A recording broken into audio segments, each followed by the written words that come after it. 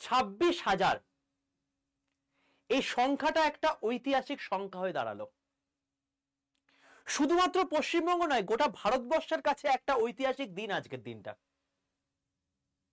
কি অবস্থা ভেবে দেখো, যে যে যে সরকারি চাকরিকে আমরা বলতাম যে সবচেয়ে সিকিউরেস্ট লাইফ, এটা সবচেয়ে সিকিউর জায়গা, এখানে কেউ চাইলেও আমাকে বার করতে পারবে না, সেই জায়গার মধ্যে আজকে প্রথম ভিত নড়বড় করে দিল এই জাজমেন্ট। ক্যালকাটা হাইকোর্ট যে জিনিসটা বলেছিল সুপ্রিম কোর্টে, সেই জিনিসটাই আজকে রায় চলে এসছে, তোমরা আশা করি এতক্ষণে বুঝে গেছো। কিন্তু তুমি ভাবো, এই যে 26,000 যারা কর্মচারী, এখানে টিচারও রয়েছে, অ্যাডিশনাল স্টাফও রয়েছে, তারা শুধু নয়, তাদের সঙ্গে যে যুক্ত ফ্যামিলি, অর্থাৎ তাদের পরিবার, তাদের তোমার হচ্ছে হোম লোন, তাদের কার লোন, তাদের যে বৃদ্ধ বাবা মা, তাদের প্রতি যে দায় দায়িত্ব, সবকিছু জলাঞ্জলি হয়ে গেল। আজকে সুপ্রিম কোর্টের জাস্ট রায়টা, জাজমেন্টটা এই মাত্র হাতে পেলাম, সেখানে আমি দেখলাম যে assistant teacher class 9-10 2/5/2017, assistant teacher class 11-12 8/5/2017, non teaching staff group C 24/7/2017 এবং non teaching staff group D 23/6/2017 এখানে রিক্রুটমেন্টটা হয়েছিল।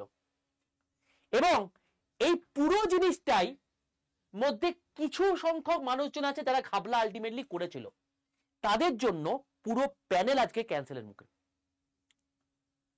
আজকে মাননীয় এসে বলছেন প্রেস কনফারেন্সে যে এদের জন্য সুপ্রিম কোর্ট অলরেডি বলে দিয়েছে যে আগামী 3 মাসের মধ্যে একটা রি এক্সাম ব্যবস্থা করার, সেখানে যারা পাস করবে তাদের কিছু একটা ব্যবস্থা হবে। তো আমি তাদেরকে প্রশ্ন করব যারা আলটিমেটলি সেই মুষ্টিমেয় পার্সনের মধ্যে পড়ছে, যাদের জন্য আজকে এই 26,000টা ঐতিহাসিক নাম্বার হয়ে গেল, যাদের জন্য আজকে 3রা এপ্রিল একটা ঐতিহাসিক দিন হয়ে গেল, যাদের জন্য আজকে গোটা ভারতবর্ষের কাছে একটা ধিক্কারজনক একটা ঘটনা ঘটে গেল, তাদের কি হবে? কি করবে এবার?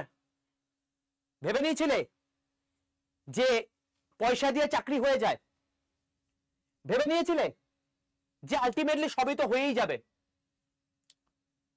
কি করবে?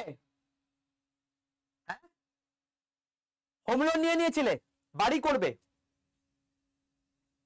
একটা ঘুষের টাকাতে বাড়ি করবে, একটা যোগ্য প্রার্থীর সিট কেটে দেবে, পরীক্ষায় না বসে চাকরি পেয়ে যাবে। কোথায় গেল তোমাদের সেই আত্মসম্মান, আত্ম অহংকার? কোথায়? ছি! আজকে তোমাদের জন্য গোটা পশ্চিমবঙ্গে যে সমস্ত যোগ্য ক্যান্ডিডেট রয়েছে তাদের মানে একটা অদ্ভুত জায়গার পরিস্থিতি আসতে হলো। আজকে যারা নিজের যোগ্যতায় চাকরি পেয়েছে, তারা আজকে পরীক্ষা ক্লিয়ার করতে পারবে, তার ম্যাক্সিমাম চান্স হচ্ছে 90%, বাকি 10%ও তো একটা অফ থাকে। তুমি আজকে বলতে পারবে যে আজকে ক্লাস 12-এ আমি যা পড়েছিলাম এখনো ডিটো তাই মনে আছে এবং আগামী 3 মাসের মধ্যে সেইটা আমি তুলে দিতে পারবো? অত সহজ ব্যাপার?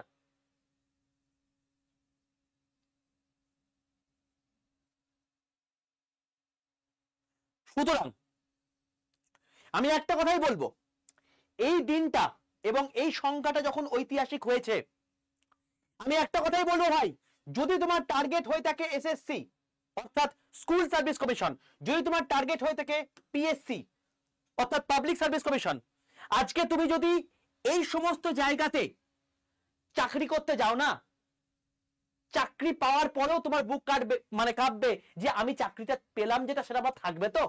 সেখানে আবার কেউ ঘাবলা করেন তো?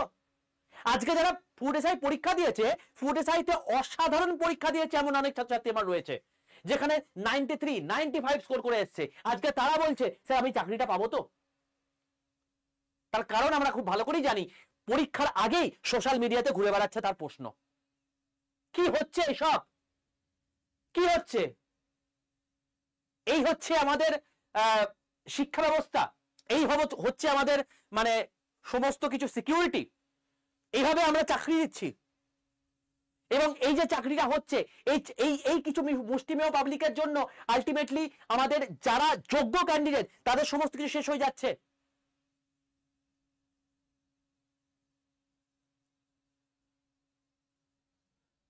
যারা ভেবে নিয়েছিল না যে পয়সা দিয়ে আজকে সবকিছু কিনে নেবো, বাড়ি ঘড়ি মানে ঘটি বাটি সব বিক্রি করে দিয়ে আমি আজকে চাকরি পেয়ে যাব, দিয়ে নিজে সিকিউর হয়ে যাব, একজন যোগ্য ক্যান্ডিডেট তুমি চাকরি খেয়ে নিয়েছিলে, শেষ হয়ে গেল তোমার জীবন। আর কিচ্ছু করতে পারবে না, আর কিচ্ছু করতে পারবে না। তোমার ওপর ক্ষোভ লাগলো এই 26,000 শুধু নয়, এই 26,000 ছেলেপুলের সাথে সাথে এদের ফ্যামিলি, এদের পরিবার, এদের সমস্ত কিছু আত্মীয় স্বজন থেকে শুরু করে সবাই। ধিক্কার তোমাদের, ধিক্কার। যেখানে একটা গোটা নিয়োগ প্রক্রিয়ার মধ্যে তোমরা একটা মানে কলঙ্ক সৃষ্টি করে দিয়েছো।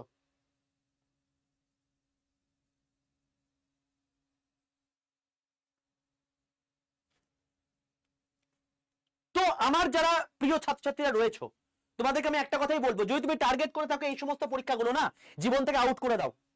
যদি তোমার বয়স আজকে হয়ে থাকে 18 থেকে 33, তুমি যদি জেনারেল ক্যান্ডিডেট হয়ে থাকো, যদি তোমার বয়স হয়ে থাকে 18 থেকে 36, যদি তুমি ওবিসি হয়ে থাকো, যদি তুমি 18 থেকে 38, যদি তুমি এসসি এসটি হয়ে থাকো, এবং তোমার যদি যোগ্যতা 10 পাস বা গ্র্যাজুয়েট বা 12 পাস বা বিটেক বা আইটিআই হয়ে থাকে, প্লেন মুভ করে যাও সিবিটির প্রতি, অর্থাৎ যেখানে সেন্ট্রাল গভর্নমেন্ট এক্সাম গুলো হচ্ছে।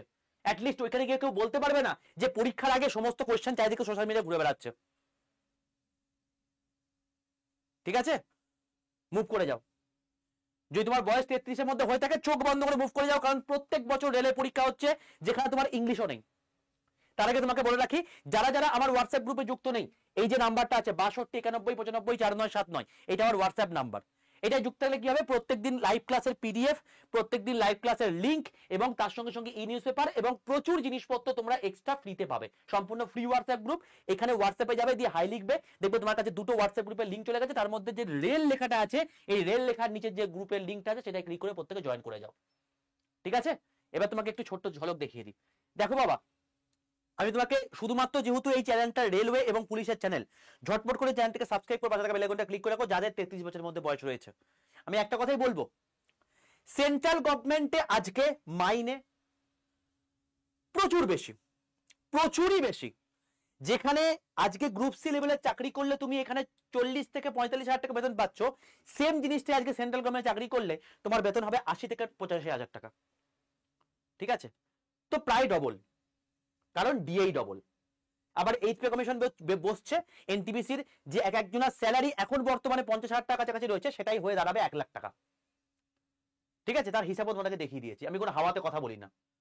এবং সেটা সম্পূর্ণভাবে সমস্ত অথেন্টিক নিউজ তোমরা এই চ্যানেলে পাবে, রেলওয়ে সমস্ত কিছু এবং পুলিশের সমস্ত কিছু। তাই ঝটপট করে চ্যানেলটাকে সাবস্ক্রাইব করে পাশে থাকা বেল আইকনটা ক্লিক করে রাখো। আমি তোমাকে দেখিয়ে দিচ্ছি, তোমাদের এই হচ্ছে এক্সাম ক্যালেন্ডার রেলওয়ের, যেখানে জানুয়ারি থেকে মার্চ পর্যন্ত এএলপি হয়ে থাকে, মানে এএলপি নোটিফিকেশন বেরোয়, এপ্রিল থেকে মেতে টেকনিশিয়ান, জুলাই থেকে সেপ্টেম্বর সবচেয়ে গুরুত্বপূর্ণ যে সমস্ত এক্সামগুলো আছে, যেই এনটিপিসি গ্র্যাজুয়েট এবং আন্ডার গ্র্যাজুয়েট লেভেল, প্যারামেডিক্যাল, এই সমস্ত পরীক্ষাগুলো বেরোয়, এবং অক্টোবর থেকে ডিসেম্বরের মধ্যে গ্রুপ ডি এবং মিনিস্ট্রিয়াল আইসোলেটেড ক্যাটাগরি বেরোয়। তোমাকে দেখিয়ে দিই 2024 সালে কি কি বেরিয়েছিল। দেখো, এই 10খানা পোস্ট বেরিয়েছিল রেলের।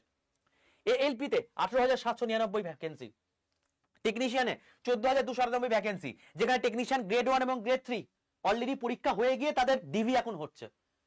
কদিন বাকি পরীক্ষা দিয়েছে তারা? ডিসেম্বরে পরীক্ষা দিয়েছে, আজকে মার্চ মাস, জানুয়ারি ফেব্রুয়ারি মার্চ, 3 মাস। আর 2 মাসের মধ্যে তারা চাকরিতে জয়েন করে যাবে। টেকনিশিয়ান গ্রেড 1 এর স্যালারি কত জানো? এখন জয়েন করলেই তোমাদের মিনিমাম 55,000, এবং সেটাই তোমার যখন ইয়ে হয়ে যাবে, পে কমিশন বসে যাবে, নেক্সট পে কমিশনটাই সেটা 1 লাখ টাকা কাছাকাছি বেতন হয়ে যাবে। ঠিক আছে, তো এরকম একটা জায়গা। আরপিএফ এসআই 452, আরপিএফ কনস্টেবল 4,208টা, এনটিপিসি 8,113টা, তোমার এনটিপিসি আন্ডার গ্রাজুয়েট 3,445, সব মিলে 92,116টা তোমার ভ্যাকেন্সি বেরিয়েছে। প্রায় 1 লক্ষর কাছাকাছি ভ্যাকেন্সি তোমাদের 2024-এ বেরিয়েছে। সে 2025 থেকে বেরোবে, অবশ্যই বেরোবে। তোমায় দেখিয়ে দিচ্ছি 2025-এ অলরেডি এএলপির শর্ট নোটিস বেরিয়ে গেছে, এবং তার ডিটেল নোটিফিকেশন বেরিয়ে গিয়ে তোমাদের 10 তারিখ থেকে ফর্ম ফিল আপ শুরু হয়ে যাবে। এবং যার ভ্যাকেন্সিও বেরিয়ে গেছে 9,970টা, প্রায় 10,000 কাছাকাছি এএলপি, মানে অর্থাৎ যারা ট্রেন চালায় তাদের ভ্যাকেন্সি বেরিয়ে গেছে। আমি তোমাদেরকে আমি হাত জোর করে রিকোয়েস্ট করছি, তোমরা কোনো দিকে তাকিও না। তোমাদের যদি বয়স থেকে থাকে ভাই, আমি বলবো একটাই লক্ষ্য রাখো, সেটা হচ্ছে রেলওয়ে বা স্টেট মানে সেন্ট্রাল গভর্নমেন্টের যে কোনো পরীক্ষা। স্টেট গভর্নমেন্টের দিকে তাকিও না ভাই, জীবন শেষ হয়ে যাবে, জীবন শেষ হয়ে যাবে। আর তোমাদেরকে বলে রাখছি, যে কোনো পরীক্ষা দাও না কেন, তোমাদের কি কি সাবজেক্ট লাগবে জানো? রেলওয়ে হচ্ছে এমন একটা জায়গা যেখানে তুমি এই এত বড় বড় মহান মহান যে সমস্ত পরীক্ষাগুলো রয়েছে, যেখানে ইংলিশ লাগবেই না। ইংলিশ ছাড়া তোমাদের কি কি লাগবে? শুধুমাত্র এখানে তোমাদের এখানে ম্যাথ লাগবে, তোমাদের এখানে কি লাগবে? জিআই লাগবে, মানে রিজনিং লাগবে, তোমাদের এখানে কি লাগবে? সায়েন্স লাগবে, তোমাদের এখানে কি লাগবে? জিকে লাগবে, কারেন্ট অ্যাফেয়ার্স লাগবে, ব্যাস এই 4টে সাবজেক্ট শেষ।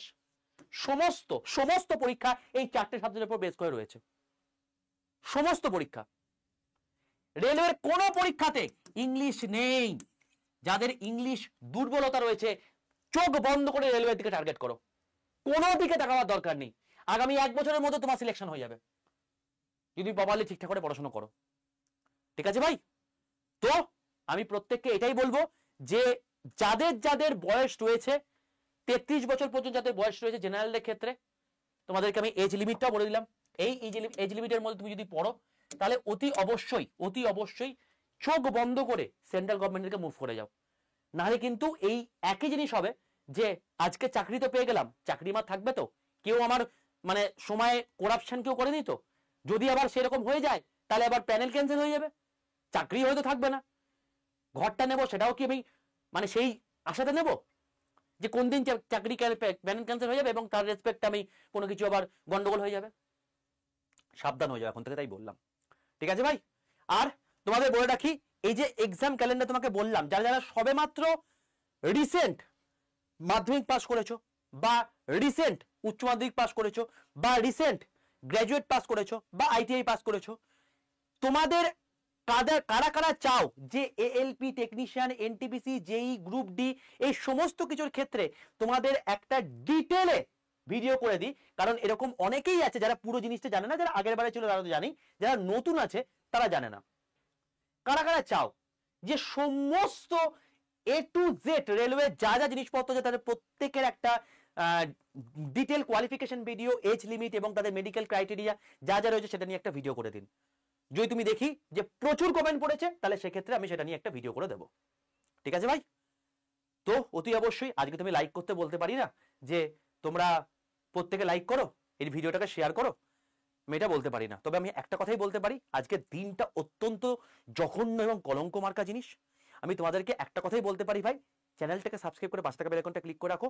যদি তোমার বয়সটা এই লিমিটের মধ্যে পড়ে, অতি অবশ্যই প্রত্যেকে সেন্ট্রাল গভর্নমেন্টের এক্সামে মুভ করে যাও, এবং তার সাথে সাথে তোমরা অতি অবশ্যই কমেন্টে জানিও যে রেলওয়ের যে এ টু জেড ভিডিও তোমরা চাও কিনা।